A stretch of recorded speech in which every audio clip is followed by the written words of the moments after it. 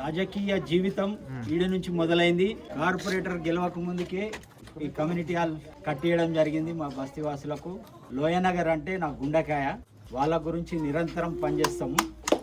ఎప్పుడైతే 2016లో మళ్ళా మా వాళ్ళ ముందుకు వచ్చినప్పుడు అప్పుడున్న పరిస్థితులు, క్యాబినెట్లో ఉన్న మంత్రులు, కార్లు, కాన్వాయ్లు, ఎమ్మెల్యేలు అందరు కలిసి మొత్తానికి ఎక్కడికక్కడ ఇచ్చేసి కారుకి ఇవ్వాలి అవకాశం అని చెప్పి కారుకి ఇప్పించుకోరు.